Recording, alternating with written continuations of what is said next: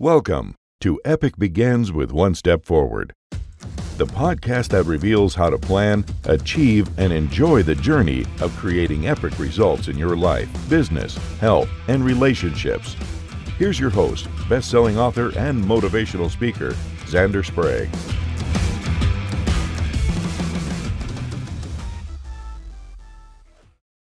Hello, epic people, and welcome back to what is a very special podcast today. Today, I am joined by Ben and David of Cruising YouTube fame. I'm so honored that they're here. Ben and David, welcome. Just tell my audience a little about who each of you are. Yeah, thanks for having us. Thank you. Yeah, so we're Ben and David. We have a YouTube channel called Cruise with Ben and David. And we basically cruise around the world on cruise ships and visit lots of places and then take people who watch us along with us. Yeah, it's not a bad job at all. We get to do this full time now, which is absolutely brilliant. And we get to travel all around the world to spectacular destinations on amazing ships. And yeah, it's pretty much a dream job, to be fair, isn't it? Yeah, it absolutely is. Well, that's great. Yes, I've enjoyed your channel now for quite a while, and do love all of your reviews. In fact, if I'm honest, you two helped Michelle and I choose a cruise ship and a cruise that we did. We're going to talk about that in just a minute. I don't want to let too much out. But my first question is, what did you do before you were cruising full time? And then how did you get into your YouTube channel? Yeah, so do you want to go first with this one? Yeah, so I was a camera operator and editor working in television production. So doing something quite similar, but obviously for a company and for TV stations. And yeah, so I kind of brought that into the YouTube sphere now with my experience of doing that. And yeah, that's what I did before. David? And I did web design and web developer, and I still do that as well. So I still work doing that at the same time as the channel, which is the great thing about working nowadays. You can do that remotely, so I can do that anywhere in the world. And thanks to internet, it's got a lot better these days and a lot easier to work from ships and anywhere in the world. Yeah, and the whole thing started by accident, really. We really hadn't planned to set up a YouTube channel or kind of pursue this, really. We kind of got invited on our first cruise. It was our friend's wedding, and we had never cruised before, and we had all of those old stereotypes in our heads that it was going to be awful, full of really old people. The food was going to be sloppy. It was going to be really regimented and traditional and just horrible. And as soon as we stepped on the ship, it was a Disney ship, the Disney Magic. We were like, whoa, this is not what we imagined it was going to be at all. And I think it was within a few minutes, we were like, we need to do this again. Yeah, Ben turned around to me and said, I think we'll book another one. And we hadn't even got to the cabin. We just walked along the corridor on the cruise. Yeah, so, and with Disney, there was lots and lots of YouTube content and content online about what it's like to take a Disney cruise. On our second cruise, we took a less known cruise line, and there was just not really much about it. So we had a few sea days and the weather was bad. So we decided to make a quick video. It was a ship tour of a ship. And we put that up on YouTube thinking, oh, it might help somebody. We don't know. And we didn't really think anything about it. Then a few months later, we took a look and it was like, oh, geez, it's had like 50,000 views. And Wow. So we went to another ship and we thought, oh, we'll just do another video because people said they liked it. And then we did another one. And then nearly 600 videos later and 8 years later, it's became a big YouTube channel. But it wasn't something we ever planned. It was just something we did for fun. And it still is fun, but we, it turned into a job and a lifestyle as well. Yeah. It's crazy. Yeah, so it was very organic, the way that it grew. We never sat down and said, okay, this one day we're going to make YouTube videos, or we never set up the channel. I've been like, this is what I'm going to do now for the rest of my life. It was kind of just a fun thing that we did while still working on the weekends. We'd sit in our kitchen, have a couple of cheeky gin and tonics and talk about cruises and give tips and advice. And then it kind of grew organically from that to us vlogging on the ships and taking people along with us. And that's where we are today. Definitely. Well, it's really enjoyable. As I said, Michelle, who's my girlfriend, and I have enjoyed your videos. And as I had teased before, in April, beginning of April, we went on Sea Dream Yacht Club #1, and we had seen both of the videos that you did. And Michelle, who really was like, I enjoy. We call you guys the boys. We're like, oh, the boys have a new video, but she's like, I don't want to go. I don't want to cruise. I get seasick. I want to be able to see land and stuff. And then we saw your review of Sea Dream Yacht Club, and she's like, I might do that. And then, like, coincidentally, just in the mail, we got a little catalog thing. And I was, just as a joke, was like, oh, haha, look at this. And she goes, no, I might actually do this. So we actually got to go on a cruise. And I have to say, as you guys know, Sea Dream is fabulous. For the audience, Sea Dream Yacht Club it's not even a cruise, it's yachting, they would want me to say. And it is a small boutique ship, and the service is phenomenal. And the one, we were down in the Caribbean, you spend all day in someplace, and then as you're sleeping, you wake up in a new port. So it was really great. I did want to talk to you guys and get a little of your opinion about Sea Dream and what you really liked about it. And obviously, if you compared Sea Dream, which I know it's not fair, to some of the bigger lines, what differentiates it? Obviously, 110 passengers versus 6,000. But yeah, Sea Dream is crazy. It is amazing. It feels like you're on a yacht without having to pay the prices of hiring a yacht, which would be crazy money. It's expensive because it's a luxury cruise line, but it's just superb. It's so different to normal cruising because the ship is so small. It's tiny. It's only a few decks. I think there's only 3 decks of cabins, which it makes it so easy to get around. But the service, the food, and everything is just spectacular. I mean, you've got a chef on there cooking for like 100 people versus chefs cooking for thousands of people. Mm-hmm. Ships able to get into ports that the big cruise ships aren't able to get into. So you often go to much smaller ports, really cool destinations in the Caribbean and around the world. But for us, I think it was just the crew. The crew were just amazing. They became like friends, and you got to know everybody's name, which you do sometimes on normal cruises. But there was just something very special about Sea Dream. We're very lucky to have done it twice, and we got stuck on there during COVID, which was the best place in the world to get stuck, was on a Sea Dream ship. So it was incredible, wasn't it? Yeah, it was a completely different experience, like you mentioned, to the big ships, so like Royal Caribbean and Norwegian. And that's one of the things before we started the channel, really, was we didn't realize there's so much choice there, and they are so different. You can't get any different between a Sea Dream and a Royal Caribbean ship. They're on polar ends of every single spectrum. And even then you throw in like river cruising and things like that, and it's there is so much choice and so many different experiences you can do. So it is really lovely, and Sea Dream is one that is fabulous. We had a wonderful time on there. Yeah, I think now and again people think of just Royal Caribbean ships and that's all that's available. Massive ships with thousands of people on it, loads of kids and children running around making noise, but there really is different cruise ships for everybody. And that's one thing that we always say is so important, choosing the right cruise line for you, because one person might love Royal Caribbean or Norwegian or Princess, but another person might hate it and want to do something completely different. So this is why we do this, really, to sort of give advice and show what it's like on board compared to other ships and things like that. But yeah, we absolutely loved our time on Sea Dream. It was amazing, and I hope we can go back one day, because we're like best friends with some of the crew now. We still speak to them now. So, and that food,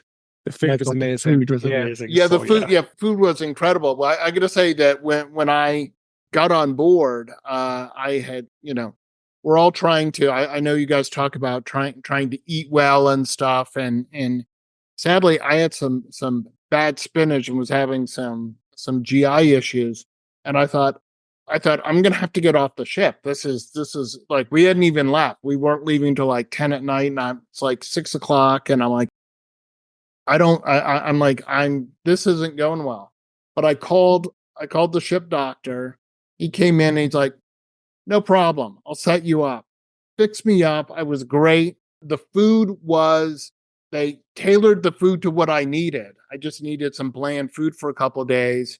And the bartender was like, oh, Mr. Sprague, I see that you're just drinking soda water. No problem. I'm like, no. That's just today. Tomorrow, I'm definitely having a cocktail.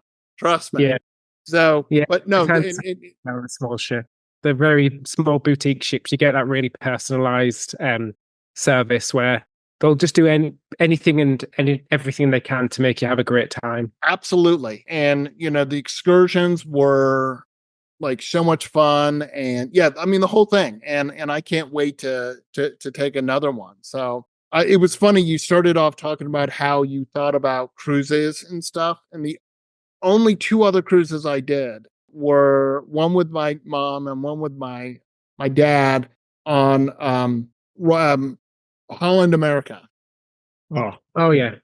And I ended up going on the same exact ship. So I was like, man, I can't even say that there's a difference. When I went with my dad, it wasn't a holiday season, so it was just mainly adults. And I have to say that in the main dining room at dinner, it was like there was valet scooter parking. There were so many electric mobility scooters. I was like, Yeah. oh man. So that was not a bad experience, but not what I was personally looking for. And I have to say, Sea Drain really, really was. Big question, like what I talk about in my book and my work, I talk about all these things that are epic and stuff. And one of my segments is about epic destinations. So I want to talk to you boys about what are some of those epic destinations that you've been fortunate to go to that you're like, oh my gosh, must see. Oh my gosh, yeah. There's been so many in the time that we've been doing the channel. I mean, the first few that spring to mind, the more common ones like Alaska, such an epic destination in itself, and one that you really have to see by cruising. The best way to see it is by ship. And then in a similar vein as well, Northern Europe. So the Norwegian fjords, incredible destination. Oh, they're just spectacular. The scenery is 360 degrees around you. And like David said, the best way to see this is by cruising because it's only accessible by water, really. Right. And it's just stunning. Like he said with Alaska, we'd always thought, oh, it's going to be nice, but it's just going to be all cruises. We were just blown away by just how beautiful it was and just everything that we saw. We saw so much wildlife and the scenery was just absolutely mind-blowingly spectacular. We were very lucky we had great weather, but we just saw everything. We saw bears, 3 types of whales, otters, every type of bird, eagle. It was crazy. It was legitimately waking up every day and just seeing this beautiful scenery. Yeah, and the scale. Talk about like epic, like just the scale of the mountains and both Alaska and the fjords, just sailing between these incredible mountains. You can't get your head around it, and the colors as well. It was just incredible. So I think that's, well, for me, and probably I think for you, the most 2 epic destinations we've been to. Really, really enjoyed Hawaii as well, which was amazing. And again, we got to do 4 islands because we were cruising, so we without unpacking or having the lengthy travel or the flights in between the islands. But Hawaii was just spectacular. It was so beautiful.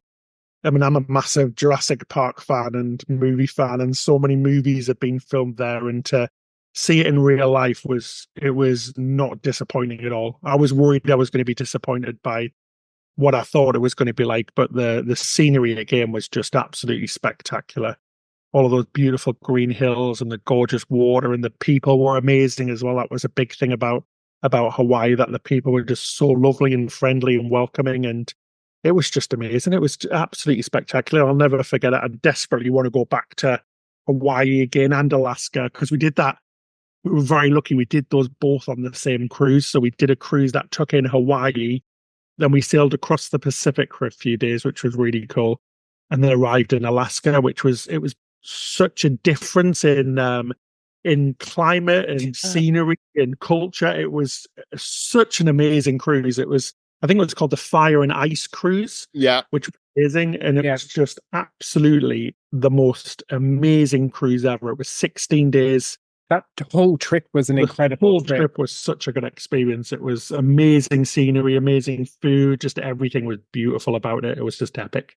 Yeah, I've been fortunate to travel. I actually just got back from Maui. I spent 8 days in Maui, and we did this spectacular helicopter tour over to Molokai, where they had filmed like that beginning of Jurassic Park where they're coming to the island. That's Molokai. Where and so it was. Yes, I totally agree that it is spectacularly beautiful. And I too have been to Alaska. I haven't been on a cruise, but I was up in Alaska running a marathon, and it was just absolutely. You're right, just so breathtaking. And you go to take a picture, and you're almost like, no, I can't, because it's like this is in the picture, but there's all of this everywhere. So yeah, it almost looks fake, and I mean that in the sense of like when you're, especially in Hawaii, when we drove up in the national park on the mountains, and we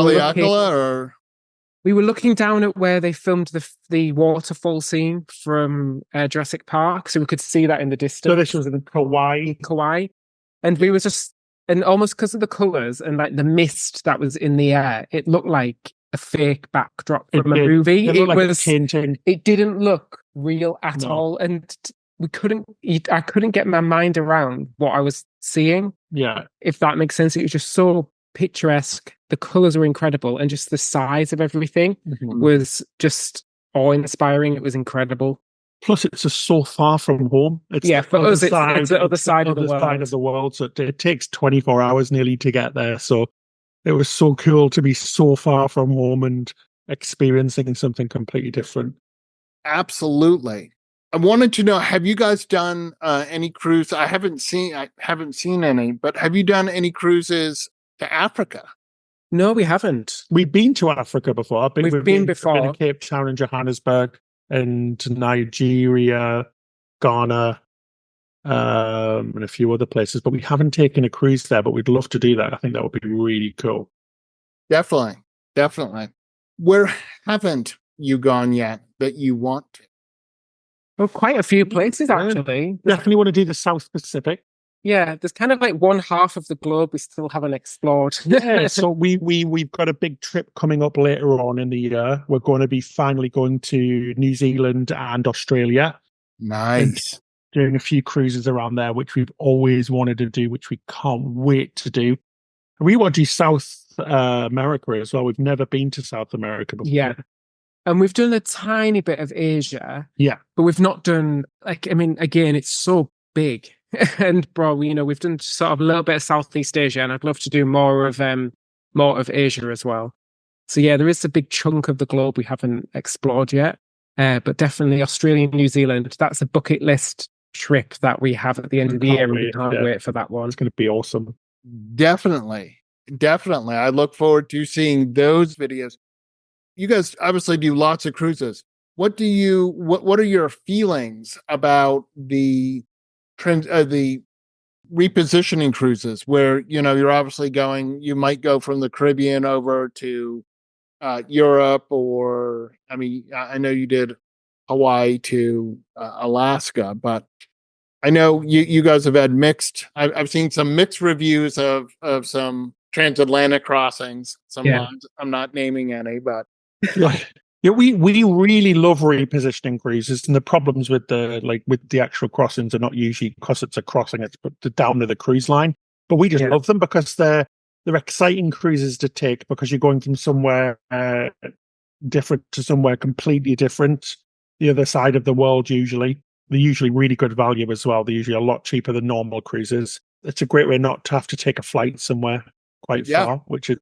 But I really like them. I love I love being away from land. I love especially transoceanic cruising because it's really cool because you're just so far from land and you cut off body, which is a really cool feeling when you're right in the middle of a big ocean. There's something kind of cool about that, isn't there? And something very relaxing about it. We love them as well because we can just sort of can do some work and just chill, and you've got your whole day. You're not rushing around the ports like doing anything like that. You kind of get into a routine. But you sort of touched on it there. You have to make sure you choose the right ship and the right cruise line for you because it is a long period of time. You can't get off usually. Yeah. I mean, a few days. Sometimes it's 5 or 7 days without a port. So you do need to make sure that you're on a ship that you love. So that's why we have had mixed experiences down to not choosing the right ship for us. Yeah. So, right. But yeah, we love them. We love repositioning cruises. And we find the crew like them as well because they're going somewhere new and it's a bit different. A lot of the big cruise lines out of, say, for example, Miami, they'll just keep doing the same itinerary round and round. Yeah. It is a little bit like, Groundhog Day for them. But with the repositioning cruises, the crew are going to somewhere new. So it is always quite special. So it has a little bit of a feeling about it for the crew and the passengers. Yeah. Definitely. In the work that I do, as I said, I talk about Epic begins with one step forward.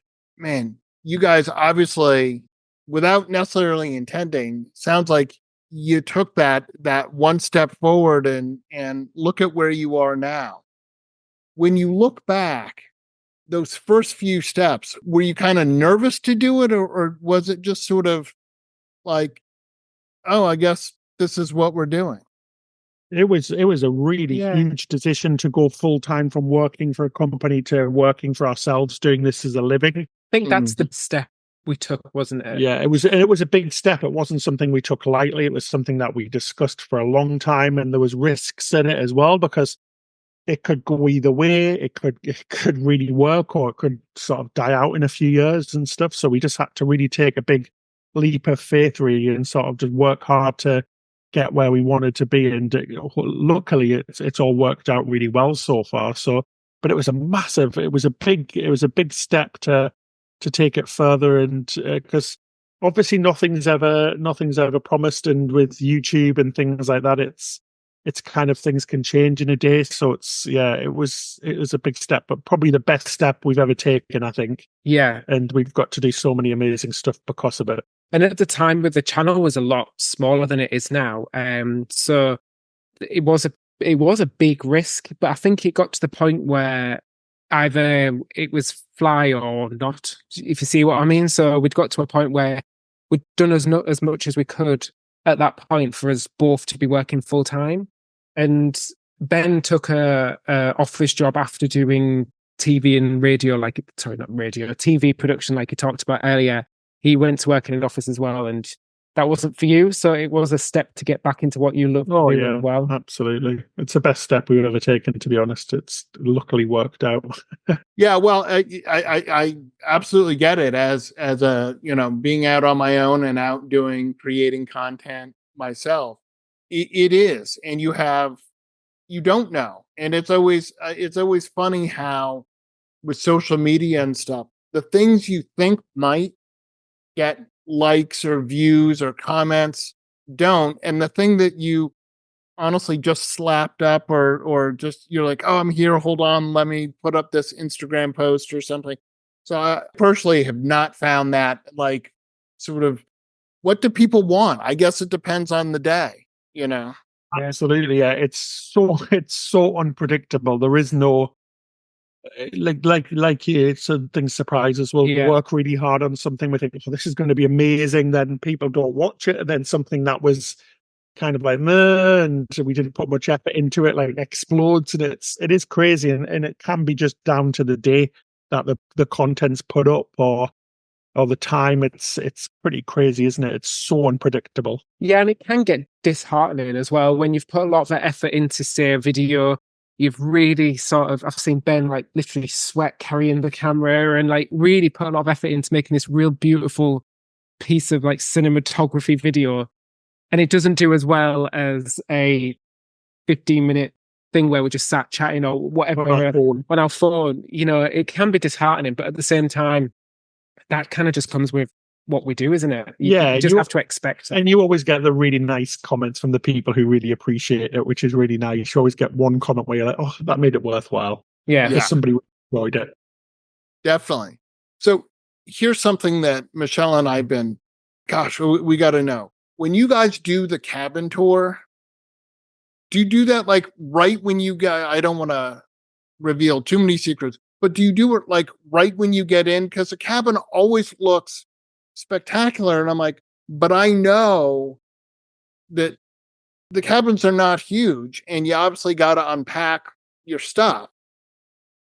Yeah, absolutely. Yes, so that's basically what we do. It's the first thing we do. Yeah. So we go straight into the cabin and film, because otherwise it's just going to be a mess, because we've got so much equipment and stuff like that. And we'll put all of our personal stuff out. Like we'll put our fan out and our stuff and our gear. And we want to do it while it's empty to show it off really, and just to get it done before we make a mess of it really. Yeah. So, well, I do it straight away. No, I get it. Cause you, even the suites or whatever, you only have so much room, and and you do have that stuff. Now, I've got to imagine that you both kind of have it down to a science. You know exactly how you're packing, how you're unpacking, you're repacking all of it, because, well, frankly, that's all you guys are doing. Yeah. We've got it down to a fine art now, don't we? Really, we know exactly what we want and what we need to take and what we don't need to take. Even down to our local airport, we know the exact security gate to go through because it's quicker than the others.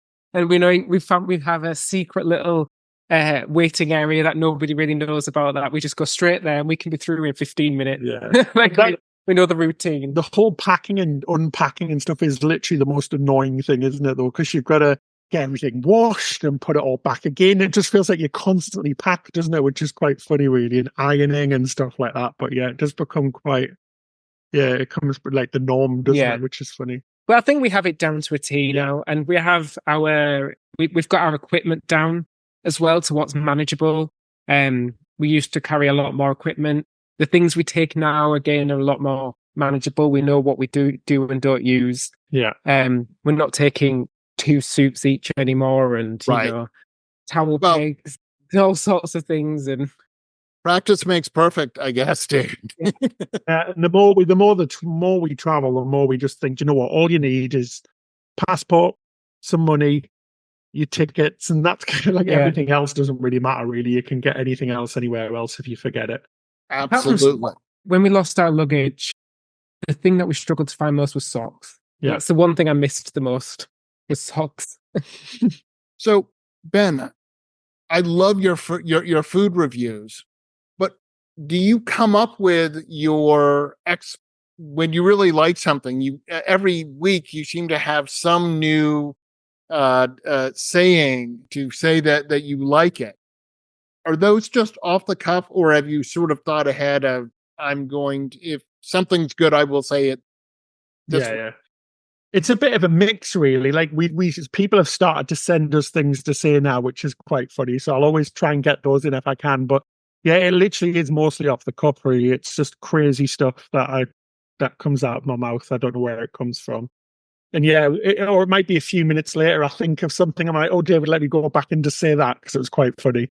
But yeah, it's got ridiculous now, isn't it? It's some of the stuff that I say, I can't even believe I said it, which is really funny. We've got to cut quite a lot out because it makes no sense. But yeah, it's all good. It's became a thing now, which is quite funny. But yeah, everybody sends things now, which is quite nice. We always get, oh, can you say this in the next one? So that's quite funny, isn't it? And unfortunately, I haven't got to watch it, but you did put up a video where you went cruising with some of your fans. How was that? Yeah, we did a group cruise. It was that was another epic experience, I guess. There was about 150 of us on the ship. It wasn't just us on the ship. It was a Virgin cruise. I have to say we were very nervous about it beforehand, and it was almost like a wedding again. It was It that was. experience of you sort of hosting all these people, but everybody was so lovely because we were worried that we would let people down, we'd disappoint, or we wouldn't have enough time with everybody. That was our biggest fear. But Sure. everybody was really lovely. We had a fantastic time, and it was just a mind-blowing experience for us because we're actually seeing people in front of us. Yeah. You know, most of the time it's Ben, it's us two and a camera. And then occasionally we meet people when we're out filming, which is nice. But to see like a group that size all like watch our videos It was crazy. it was really crazy, and it was quite emotional as well. At the It time. was, yeah, just hearing everybody's stories about how they got watching us or how we like helped people through illnesses and things like that. It was, or when they were feeling down and sort of like in a bad place. It was really lovely. It was so nice to meet people who actually watch us and appreciate what we do. And it was, yeah, it was totally overwhelming. Yeah. It was absolutely, I couldn't believe how nice everybody was. Everybody was so lovely and so kind, and it was nuts. It was totally nuts. It was an experience like nothing else, but it felt a little bit like a wedding, like David said, Yeah, because you had all of these people and trying to figure out what to do and how to keep everybody occupied and happy. And it was easy. Everybody was just so lovely, but we were tired after those few days. Yeah. Weren't we? I don't think we've ever talked as we much never talked as ever much about before.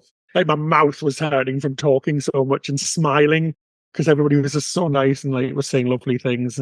But it was a great experience. And like you mentioned earlier about being a content creator, you can get bogged down with, oh, what, like this video hasn't done very well, or you know, you can get bogged down with the day to day of creating content, and oh, what am I going to do next? What am I going to do this, all this stuff, and it was really nice to have a moment just to hear everyone's feedback and to meet people and to feel like and to hear how you've touched people's lives. It was really, really it was quite heartwarming actually. Yeah, it was, And made doing this, it made us want to do the channel even more. Yeah. We just, you know, kind of had a new perspective on everything after that actually. yeah, we just realized how lucky we were really, and yeah, it was brilliant. It was such a lovely experience to have. Absolutely. And I know not nearly on the scale you all are doing it, but some of the work I do, I do run into people who will say, "Oh, I really like this," and it's very nice and it's validating for what you're putting out there. And I totally get it. I've done events and stuff like that where you're like, I put so much effort, and I'm afraid people aren't going to have a good time, and yet everyone's having a blast, and you are tired because everyone, you know, like everyone wants 5 minutes of your time, and you want to give them 5 minutes. Yeah, But that's 500 minutes that you just gave to your 100 people, you know? Yeah, but the nice thing about it was a 4-day trip, so we did have like 4 days with people, and I feel like we really got at least like we had dinner we sort of broke everybody up into smaller groups and we had dinner every night. So, I really feel like, and I hope that we did get enough time with every person. Yeah, that was our biggest worry. And we really had like some fantastic conversations with people. We found out about people's lives. A lot of people had stuff in common. Such a diverse, and it was so diverse, bunch of people. It was such a diverse crowd. Rocket scientists and people who had disarmed explosives in Afghanistan for 20 years and just like totally different people. It was brilliant. It was and a lot of accountants. Accountants, yeah. Quite a few accountants. So again, I mean, I want to say I'm big fan. I love what you guys are creating. One of the things that I hear people talk about is, oh, I'm an influencer. And I'm like, I'm hard pressed to say what isn't it, you know, an influencer, right? Other than I just want to create content that people find value in. And if somehow my content influences something, yay. What is your feeling of, because obviously you guys at this point with your YouTube channel and some of the notoriety could be deemed a influencer, but do you feel that you're an influencer? Or do you sort of feel like I'm, you know, No, I don't feel like we do because we don't. It's a really strange thing. I see influencers as more of like journalists. Well, Yeah. it's And anybody, newspaper, anybody that can influence your decision to do something or purchase something really is an and influencer. I think especially an influencer would be somebody who gets paid to say certain things to influence people. We pay for all of our cruises, 99% of our cruises now. So we genuinely go on there to entertain and to be critics of the cruise line, the good and the bad. Mm-hmm. But we definitely will have some influential power through what we do and say just because of what we do. But I don't like to see us as influencers because we don't get paid by the cruise lines or the people that were the videos that we're creating. We just get money from advertising as a secondary from that. But I see us more of a critic in helping people make a decision that will help them save money and have a good time And to on help him, vacation. to educate and inform people as well. Yeah. That's what we'd like to do. But I mean, technically, yes, we are influencers. Absolutely. But like you said, so are journalists. They Yeah. influence and people like that. But yeah, it's a word I don't love. Yeah, Yeah. it's a word that's been abused and that has loads of negative connotations as well, unfortunately, just because of people are paid to sort of say nice things, and we don't like that. I mean, we're happy with people wanting to do that. If they want to do that, that's fine. It's just not the route we've taken. We want to make sure that people are spending their money and sort of getting the most out of it and having a great time. And then if we can sort of entertain them on the side, that's always fun as well. Yeah, but it has become sort of a negative word, hasn't it? An influencer. Yeah. But we've met a lot of people, influencers, journalists, through doing this, and we've seen a lot of them work extremely hard. Oh yeah. Some of them don't, but you know, it's like anything. Yeah, I think sometimes the negative comes because we get the news stories of someone, insisting that they should get something for free because they're an influencer. And I'm like, and I honestly have looked and go, what exactly is that? I mean, really, any of us could call ourselves an influencer because, well, I make social media posts or I have a YouTube channel, but that doesn't make me an influencer. And, so anyway, it was just a question that I had for both of you. And thank you for your answer. One of the big things in my book that I talk about is people are on their epic journeys because we all have things that we dream of doing. And there are two words that for me mean a lot, which is not yet, because there's things that I'm working on, but I haven't, not yet. I haven't got. So for each of you, what is one or two of your not yet? It's interesting, that one. Yeah, it's a good question. I don't know. I feel like we are, I think, at a bit of a signposting point at the moment because we have just moved home and things. So we have been under a lot of disruption. So I don't know what our next thing would be. Yeah. Because we kind of had a few not yet moments, didn't we, just before this? Because like David said, we've moved house, we've moved to the other side of the country as well. So we had to put a lot of stuff off and sort of say, well, we're not going to do that yet. We're going to go back and do it. And we're just at the point now where we're sort of figuring out what we want to do next, really, and sort of move along with the times. It's a bit of a definitely travel though. Like we've obviously we do a lot of cruises, but we'd love I'd love to do a RV trip or something like that one day. Yeah, that's definitely something we put off for a long time, and we'd definitely love to do that. Sort of do some different sort of travel. Like David said, we want to buy a little RV and sort of tour Europe, but we're always saying not yet, just because because this is going so well at the moment. We don't have time to sort of do both and drop the ball on the cruise stuff a little bit more. But we'd love to do that at some point. That would be really fun, wouldn't it? So, not yet for now, but we definitely will get around to doing that at some point. I think that is probably going to be the next one. That's definitely the biggest thing, isn't it, for sure. Like I say, we've just done because we were considering moving house for quite a few years actually, and we just took the plunge and did it. So that's one thing that we congratulations on that.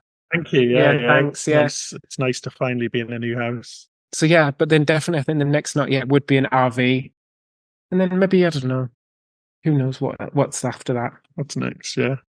We're kind of quite impulsive, aren't we? We do things right at the last minute and sort of just decide. on the fly, which is a nice thing to be able to do, to be honest. We can kind of sort of write what we want to do and sort of decide what's going to create good content and where we're going to have fun at the same time, which is really nice. And the New Zealand and Australia trip was a big not yet. Yeah. That was a huge one, just because it's so far. It's a big expense. It's a big trip, and it's something that we've been wanting to do for ages. And when it finally comes around to be able to make that not yet a possibility, it's really cool. But yeah, that would be. I can't wait for that trip. Definitely. Well, Ben and David, I want to thank you so much for taking the time. I know how busy you are, so I really appreciate you taking the time to come and talk with me and my audience today. Thank you for having us. If people want to get a hold of you, how can they? Well, the best place to start is to find us on our YouTube channel. That's where you can see all of our content, and you can see everything we've been talking about. We upload every single week. So every single Sunday, we upload a brand new video. And it's just, if you type into YouTube, Cruise with Ben and David, or go to youtube.com/cruise with, then you'll find us there.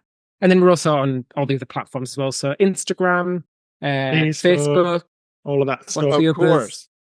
But yeah, so to our YouTube, that's where that's the best place to figure out what we're all about first. Absolutely. Well, Ben and David, again, I want to thank you so much. I want to remind my audience that if you go to epicbegins.com, you can find information about starting your epic journey. And if you go there now and you want a free copy of my book, Epic Begins with One Step Forward, it's right there. It will pop up and you'll get your copy of the book. As always, I want to remind everyone that epic choices lead to the epic life that you want. Get your gift copy of the award-winning book Epic Begins with One Step Forward at epicbegins.com. That's a wrap on this episode of Epic Begins with One Step Forward with your host, Xander Sprague, best-selling author, internationally acclaimed public speaker, and licensed professional clinical counselor. To make your next conference or event epic, send an email to Xander at zander@epicbegins.com. Be sure to subscribe so you don't miss the next episode. Remember, epic choices, epic life.